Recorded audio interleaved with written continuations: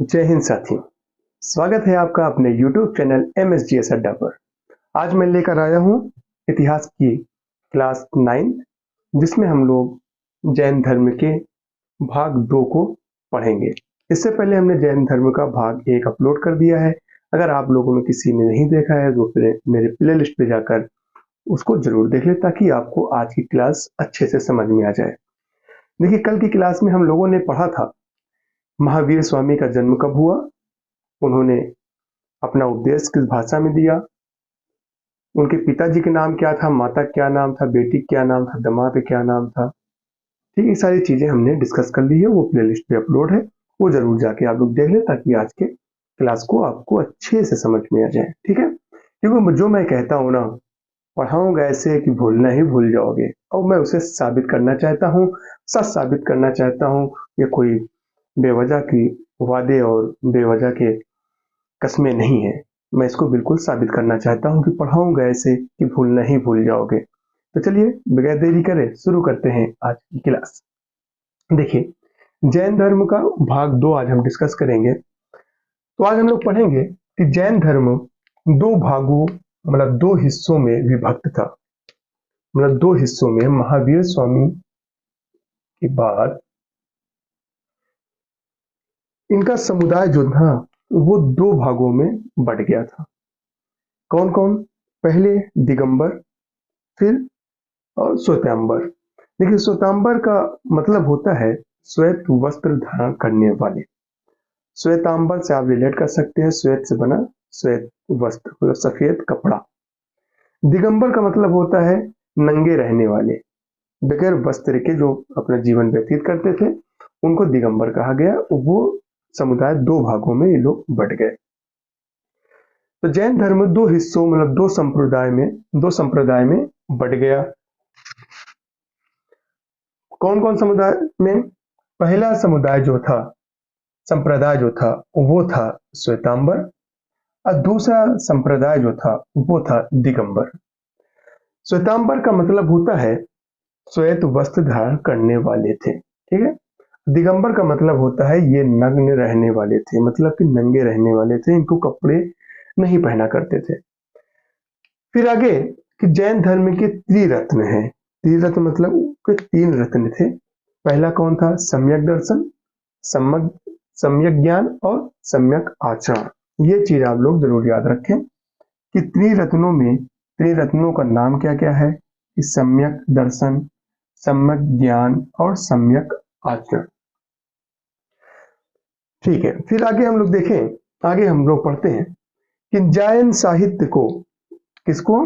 जैन साहित्य को आगम कहा जाता है। क्या कहा जाता है? आगम। जैन साहित्य को आगम कहा जाता है, जिसमें 12 अंग, ये याद रखें 12 अंग, ये भी याद रखें आप लोग कि 12 उपांग किसमें है? आगम में। ठीक है। 10 प्रकीर्ण और 6 छेद सूत्र। देखिए, इससे आप रिलेट कर सकते हैं 6 से बना छेद।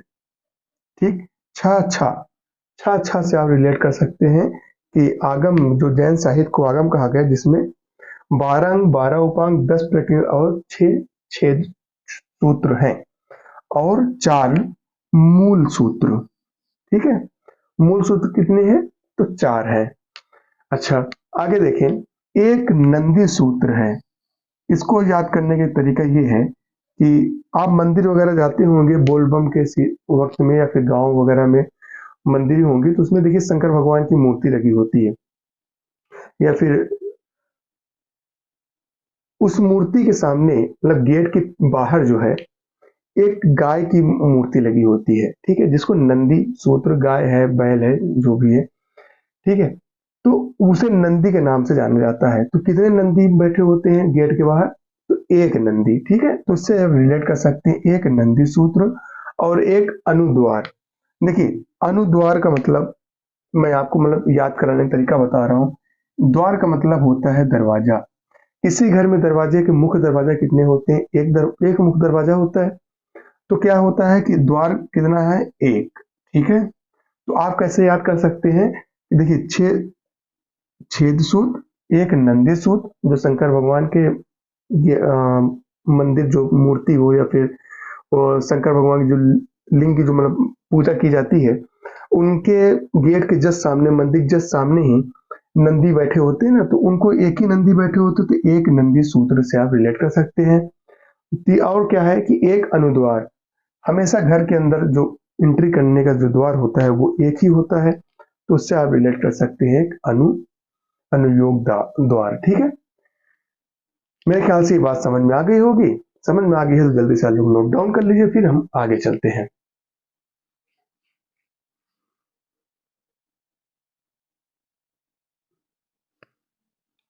चलिए फिर हम लोग आगे पढ़ते हैं। मेरे ख्याल से ये बात आपको समझ में, नहीं समझ में आए तो मैं फिर से बता दूं। जैन धर्म दो हिस्सों मतलब संप्रदाय में बटा हुआ था। पहला संप्रदाय श्वेतांबर, फिर दिगंबर। श्वेतांबर का मतलब होता है सफेद वस्त्र धारण करने वाले, मतलब श्वेत वस्त्र धारण करने वाले। श्वेत श्वेतांबर से आप रिलेट कर सकते हैं, श्वेत से बना श्वेतांबर। ठीक है, और फिर दूसरा संप्रदाय जो बना वो दिगंबर हुए, जो बगैर कपड़े के रहते थे, मतलब नग्न रहने वाले।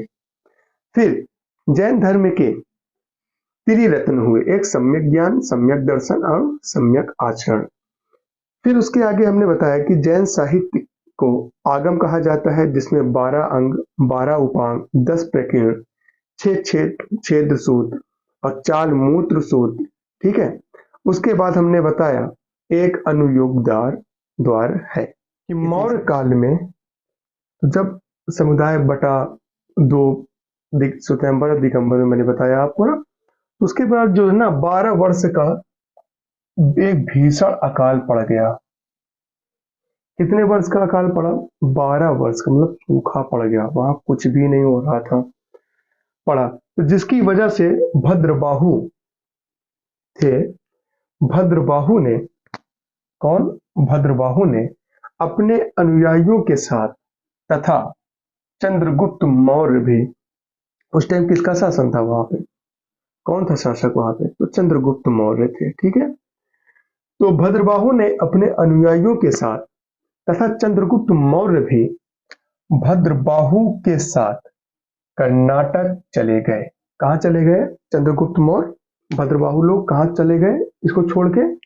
तो कर्नाटक चले गए थे। ठीक है, और जहां पर चंद्रगुप्त मौर्य ने, ये देखिए मैंने यहाँ नोट किया है कि जहां पर चंद्रगुप्त मौर्य ने, ये याद रखिएगा आप लोग, संलेखना विधि के द्वारा,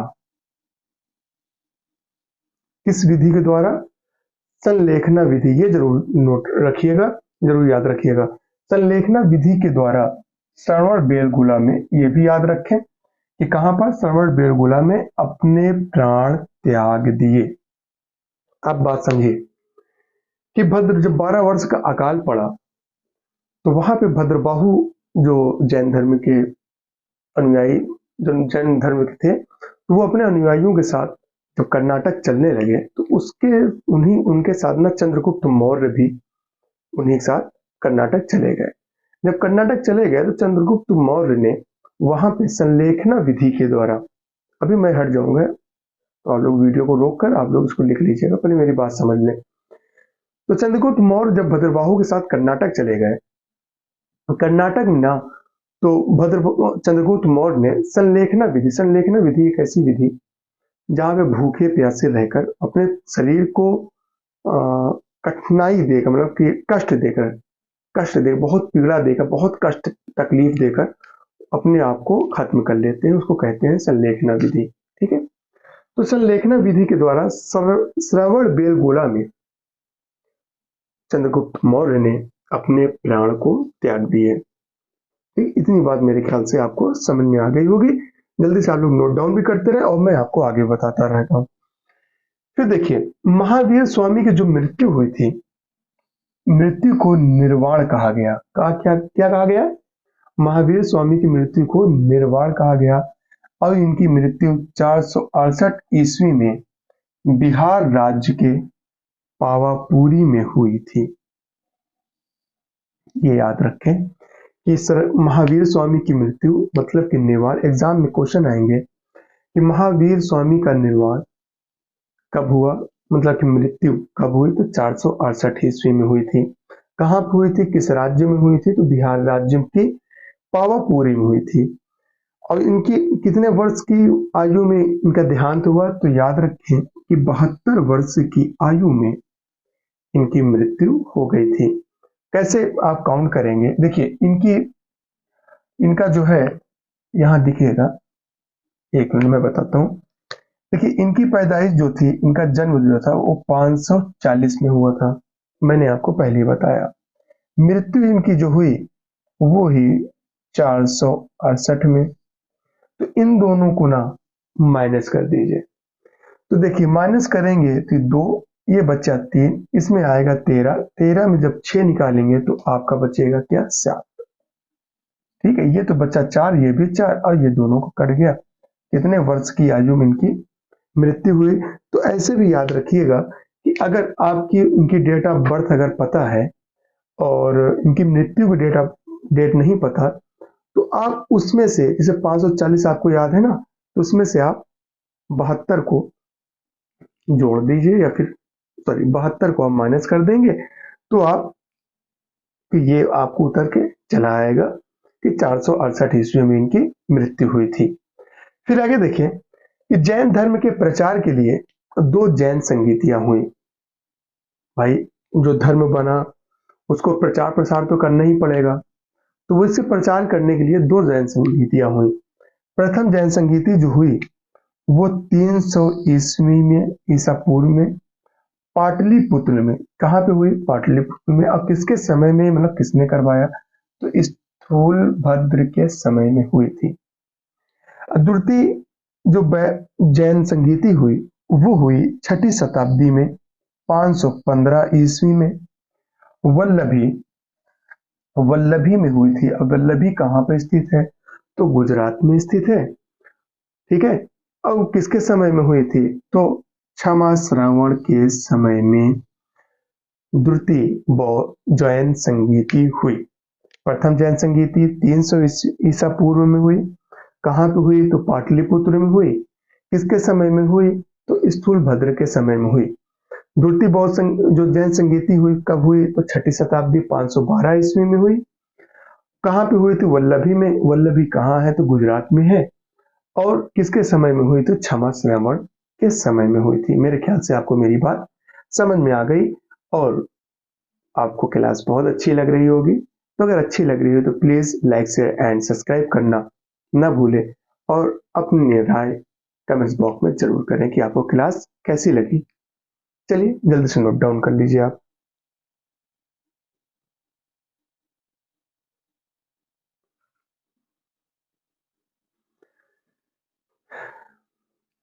चलिए फिर हम लोग आगे देखते हैं। अब हम लोग आगे देखेंगे इंपॉर्टेंट फैक्ट। कुछ इंपॉर्टेंट फैक्ट हैं, उन इंपॉर्टेंट फैक्ट को पढ़ने के बाद आज की क्लास यहीं पे खत्म हो जाएगी, मतलब जैन धर्म यहीं पे समाप्त हो जाएगा। फिर नेक्स्ट वीडियो में हम लोग बौद्ध धर्म के बारे में डिस्कस करेंगे, पढ़ेंगे। ठीक है, चलिए इंपॉर्टेंट फैक्ट लिखते हैं कुछ आगे और देखते हैं क्या क्या चीज है और एग्जाम में कैसे क्वेश्चन बनते हैं। सारी चीजें बात करते हुए चलेंगे। आप बिल्कुल पेशेंस रखिए, धैर्य रखिए, घबराइए नहीं, सब कुछ यहीं मिलेगा। देखिए यूट्यूब पे ना बहुत अच्छे अच्छे टीचर हैं। बस मेरा मकसद ये है कि आप पढ़िए और जहां से चाहे वहां से पढ़ें। ज्ञान हर जगह बढ़ता है, लेने वाला चाहिए। मेरी क्लास अच्छी लग रही है तो मुझे सपोर्ट करें, और मेरे वीडियो को लाइक शेयर एंड सब्सक्राइब करना ना भूलें। मेरे चैनल को पे बहुत सारा प्यार दें और शेयर करें मेरी वीडियो को। ठीक है, फिर चलिए आगे देखते हैं। चलिए फिर हम लोग आप जो है इम्पोर्टेंट फैक्ट देखेंगे जो एग्जाम में डायरेक्ट पूछ लिए जाते हैं। ठीक है, उसको आप लोग नोट जरूर करते जाइएगा, नोट्स बनाते जाइए, क्योंकि मैं कह रहा हूँ ना कि मैं नोट्स पूरी तैयार कराऊंगा, कहीं भटकने की जरूरत नहीं पड़ेगी आप लोगों को। तो चलिए बगैर देरी करे आगे पढ़ते हैं। देखिए हमने लिखा है कि जैन धर्म पुनर्जन्म व कर्मवाद में विश्वास करता है। ठीक है, जैन धर्म जो है ना वो पुनर्जन्म पे विश्वास करता है, अकर्मवाद पे विश्वास करता है। मतलब जो आपका जैसा कर्म होगा वैसे आपको फल मिलेंगे। और पुनर्जन्म मतलब आत्मा की वजह से, इसका कारण आत्मा बताया था महावीर स्वामी ने, तो आत्मा की वजह से पुनर्जन्म पे विश्वास करते थे महावीर स्वामी। तो आगे देखिए, इसके अनुसार कर्म फल ही जन्म और मृत्यु का कारण होता है। कि मतलब जैसा आप कर्म करेंगे वैसे ही आपको फल मिलेगा, उसी हिसाब से जन्म और मृत्यु का कारण बना। मतलब जो आपका पुनर्जन्म होगा तो आपके पहले जन्म के कर्म के हिसाब से होंगे, ऐसा उनका मानना था। फिर आगे देखें कि जैन धर्म में ईश्वर की मान्यता नहीं है। किसकी मान्यता नहीं है? ईश्वर की मान्यता नहीं है, बल्कि आत्मा की मान्यता है। तो जैन धर्म में किसकी मान्यता नहीं है? ईश्वर की मान्यता नहीं है, बल्कि आत्मा की मान्यता है। आगे देखें, भद्रबाहु ने कल्पसूत्र को संस्कृत भाषा में लिखा है। तो क्वेश्चन ये बनेंगे कि कल्पसूत्र को किसने लिखा है? तो भद्रबाहु ने लिखा है, ये आपका आंसर होना चाहिए। कल्पसूत्र किस भाषा में लिखा गया है? तो संस्कृत भाषा में लिखा गया है। तथा प्रभात चंद्र, एक लेखक का नाम था प्रभात चंद्र, ने प्रमेय कमल मार्तंड, इसकी प्रमेय कमल मार्तंड की रचना की। किसने की थी? प्रभात चंद्र ने। मेरे ख्याल से ये बात भी आपको याद समझ में आ गई होगी, याद हो गया होगा कि भद्रबाहु ने कल्पसूत्र की को संस्कृत भाषा में लिखा है तथा प्रभात चंद्र ने प्रमेय प्रमेय कमल कांड की रचना की। ठीक है, आगे देखिए, हेमचंद्र सूरी ने, किसने? हेमचंद्र सूरी ने परिशिष्ट पर्व की रचना की थी। तो हेमचंद्र सूरी ने किसकी रचना की थी?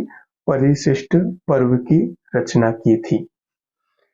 आगे देखिए, महावीर स्वामी ने पुनर्जन्म को माना है, क्योंकि पुनर्जन्म सबसे बड़ा कारण आत्मा को बताया है। ठीक है, महावीर स्वामी ने पुनर्जन्म को माना है। इसका सबसे बड़ा कारण क्या बताया? कि जो आपकी आत्मा है वो उसकी उसी वजह से महावीर स्वामी ने कहा कि इंसानों का मतलब आत्मा की वजह से हर जीव जंतुओं का पुनर्जन्म होता है। फिर आगे देखें, भगवती सूत्र में 16 महाजनपदों का उल्लेख मिलता है। ये याद रखिएगा कि भगवती सूत्र में किसका उल्लेख मिलता है? तो 16 महाजनपदों का उल्लेख मिलता है। और भगवती सूत्र महावीर के जीवन पर प्रकाश डालता है। तो भगवती क्वेश्चन बनेगा, भगवती सूत्र किसके जीवन पर प्रकाश डालता है? तो आंसर होगा आपका महावीर स्वामी। अच्छा, एक चीज और देखें, ये होता है अक्सर, अभी मैं हट जाऊंगा तो आप लोग नोट कर लीजिएगा। ये होता है कि अगर कोई इंसान सत्य की राह पे चले और आपको इंसाफ दिलाने लगे तो उसके मानने वाले जानने वाले अगर बहुत सारे लोग हो जाएं, वो अगर मना भी करे कि यार मूर्ति पूजा नहीं करनी चाहिए, जैसे कि महावीर स्वामी मूर्ति पूजा के खिलाफ थे, वो मूर्ति पूजा नहीं किया करते, क्योंकि जब भगवान को ही नहीं मानते तो मूर्ति पूजा कहाँ से करेंगे वो। लेकिन इनके मरने के बाद इनके अनुयायियों ने, इनके शिष्यों ने क्या किया? इन्हीं की मूर्ति बनाकर इन्हीं को अपना भगवान मान लिया और इन्हीं की पूजा करने लगे। तो जिस व्यक्ति ने अपने सारा जीवन 30 वर्ष की आयु में जब छोड़कर जब से ये सत्य की खोज में निकले और सारे जीवन इन्होंने अपना बिता दिया सत्य की खोज में और कहा कि मूर्ति पूजा नहीं करनी चाहिए, भगवान नहीं है, सिर्फ आत्मा है जिसका पुनर्जन्म होता है। तो लेकिन इनके मरने के बाद इनके अनुयायी, इनके शिष्य ने इन्हीं की भगवान मान लिया और एक धर्म की रचना कर दी और इन्हीं की पूजा करने लगे। देखिए, जैन धर्म मंदिरों में जाइए तो आपको महावीर स्वामी जी की मूर्ति मिलेगी। ठीक है, चलिए जल्दी से लिख लीजिए, आप लोग नोट कर लीजिए।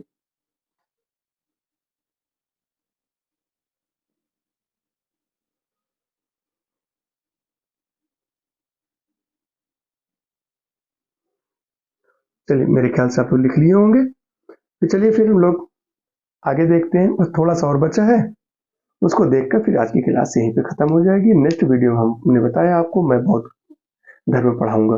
आगे देखते हैं हम लोग। देखिए, माउंट आबू, क्या लिखा है? माउंट आबू दिलवाड़ा जैन मंदिर संगमरमर का बना हुआ है। अब तो माउंट आबू है कहाँ पे? वो कहाँ पर है? राजस्थान में। ठीक है, तो लिखेंगे हम लोग, याद करें ऐसे कि राजस्थान, माउंट आबू दिलवाड़ा, राजस्थान में स्थित माउंट आबू दिलवाड़ा जैन मंदिर संगमरमर का बना हुआ है। यहाँ से क्वेश्चन अक्सर एग्जाम में आते हैं और पूछ लिए जाते हैं, तो इसके लिए आप लोग इसको जरूर याद रखें। दूसरे पॉइंट में लिखा है कि मौर्य काल में मथुरा जैन धर्म का, किस धर्म का? मथुरा। मौर्य काल में मथुरा जो है जैन धर्म का प्रमुख केंद्र था। ठीक है, तो जैन धर्म का प्रमुख केंद्र क्या था, कहाँ था? तो वो मथुरा में था। आगे देखिए कि जैन धर्म ने अपने आध्यात्मिक विचारों को, किस विचारों को? आध्यात्मिक विचारों को सांख्य दर्शन से ग्रहण किया है, मतलब सांख्य दर्शन से लिया है। और चामुंड शासकों ने, ठीक है, चामुंड शासकों ने कर्नाटक के श्रवणबेलगोला में 10वीं शताब्दी में विशाल बाहुबली की मूर्ति, जिसे गोमतेश्वर की मूर्ति भी कहते हैं, का निर्माण करवाया। ठीक है, बाहुबली भल्लाल देव से आप लोग याद रखिएगा, बाहुबली मूवी बहुत हिट हुई है, हिट हुई थी, उसके लिए आप लोग इसको याद रखिएगा कि चामुंड शासकों ने कर्नाटक के श्रवणबेलगोला में 10वीं शताब्दी में, किस शताब्दी में? तो 10वीं शताब्दी में विशाल बाहुबली की मूर्ति, बहुत बड़ी, जैसे भल्लाल देव देखिए बहुत बड़ी अपनी मूर्ति बना रहा था, तो जितने भी मजदूर थे वहां, वर्कर थे, बहुत खिलाफ थे उसके, लेकिन फिर भी मजदूरी कर रहे थे। तो जब भल्लाल देव की मूर्ति गिरने लगी तो बाहुबली आता है, तो फिर लोग चिल्लाते बाहुबली। तो वैसे देखिएगा कि विशाल बाहुबली की मूर्ति, गोमतेश्वर की मूर्ति का निर्माण करवाया। आगे देखें, मध्य प्रदेश में, कहां पर? मध्य प्रदेश में चंदेल, कौन से शासक ने? चंदेल शासकों ने खजुराहो में जैन मंदिरों का निर्माण करवाया है था। ठीक है, तो जैन खजुराहो में किस शासक ने जैन मंदिरों का निर्माण करवाया? तो चंदेल शासकों ने। ये एग्जाम में आते हैं क्वेश्चन, इसे आप हल्के मत लें, ये बहुत भारी है। तो मध्य प्रदेश तो मध्य प्रदेश में चंदेल शासकों ने खजुराहो में जैन मंदिरों का निर्माण करवाया था। फिर आगे देखें कि जैन तीर्थकर सॉरी तीर्थकर, मैंने बताया ना आपको, संस्थापक। तो जैन तीर्थकर जो है, तो जैन तीर्थकर की जीवनी, मतलब कल्पसूत्र भद्रबाहु द्वारा रचित है। तो कल्पसूत्र किसके द्वारा रचित है? तो भद्रबाहु द्वारा रचित है। जैन तीर्थकर की जीवनी कल्पसूत्र किसके द्वारा रचित है? तो भद्रबाहु ने इसकी रचना की थी। आगे देखें तो बाहुबली, ये देखिए फिर आगे भल्लाल देव बाहुबली प्रथम जैन तीर्थकर ऋषभ देव। देखिए जैन धर्म के प्रथम तीर्थकर कौन थे? तो ऋषभ देव। 23वें कौन थे? पार्श्वनाथ। और 24वें और अंतिम तीर्थकर कौन थे? तो महावीर स्वामी, जिन्हें प्रथम और अंतिम तीर्थकर माना जाता है, जिसको वास्तविक संस्थापक माना जाता है महावीर स्वामी को।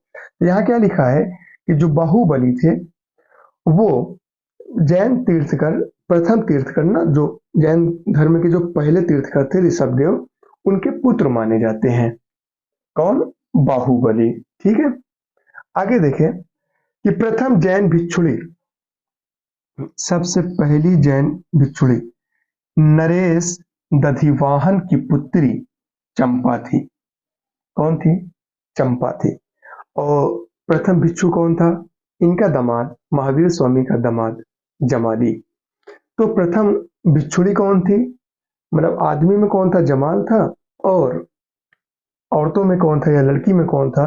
तो वो चंपा थी। ठीक है, तथा चंदना, ये नाम देखिए, तथा चंदना भिक्षुणी संघ की प्रधान थी। तो इस, मतलब जो औरतों का जो संघ था ना जैन धर्म में, इस धर्म का जो भिक्षुणी धर्म संघ था, तो होता है ना कि एक समूह होता है, तो जैसे गांव का प्रधान होता है, तो वैसे तो चंदना जो थी वो भिक्षुणी संघ की प्रधान थी। तो यहाँ तक आपको ये बात जैन धर्म में आपको सिर्फ इतनी ही बातें पढ़नी है, इतनी ही बातें आपको याद रखनी है। यहीं से क्वेश्चन बनते हैं और अक्सर एग्जाम में क्वेश्चन आ जाते हैं। तो ऐसा ना हो कि लापरवाही की वजह से आपके क्वेश्चन छूट जाए।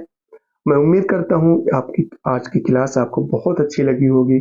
क्लास अगर अच्छी लगी हो तो प्लीज मेरे चैनल को सपोर्ट करें और लाइक शेयर एंड सब्सक्राइब करना न भूलें। मिलते हैं नेक्स्ट वीडियो में, तब तक के लिए जय हिंद।